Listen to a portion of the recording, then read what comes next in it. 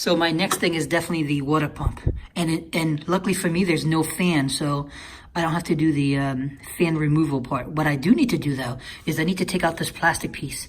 And that's being held by 4 screws, as you can see. So what I'll do is I'll take that out first. Then it should expose the AC, and then we can take that out too, all right? Okay, so it took a little bit of effort, but I finally got out the rubber piece on top.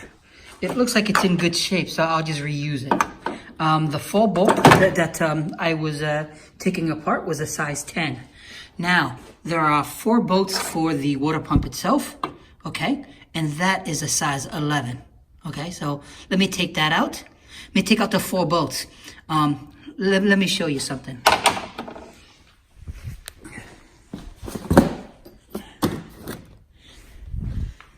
Here's the new water pump, okay?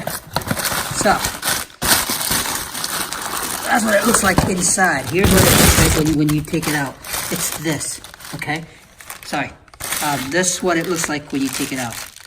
That's I always buy the metal ones. The plastic ones are cheaper, but the problem is if they break, I have to tear all this apart all over again. Okay, so earlier on, I've mentioned that there are 4 bolts, right? 1, 2, 3, 4. You wonder, why are there 2 little bolts on the side when it's not being used? Believe it or not, you take the 4 bolts, you take 2 of them, right? And you put it into one of these, and as you lock them down, it actually pushes out the water pump. The water pump is stuck in there really well, so that's the reason why these exist. Because by hand, you're not going to pull it out. And even if you do, you'll probably break the canister. So that's the release, and these is to lock down, okay? So here's the deal.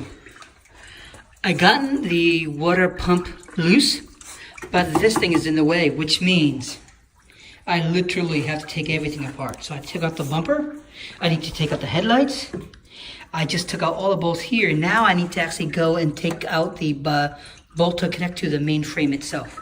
Okay, so I removed that. I removed this enough so I can get in.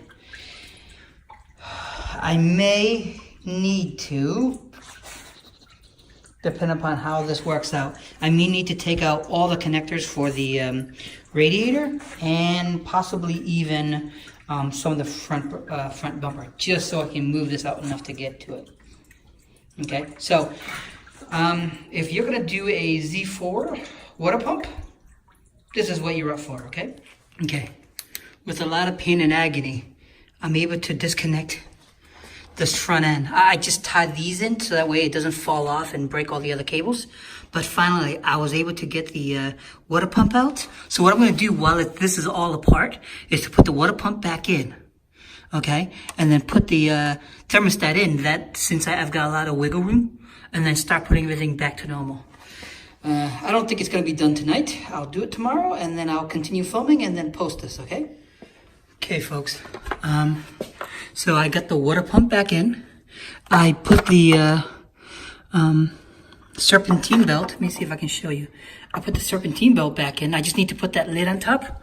I just put the thermostat in. I connected the power and then the other 2 inlet and outlet. So the only thing I need to do left is put all this back together. The good news is at least all of that is all in, and there should be no surprises here. Everything else should be fairly straightforward. All right?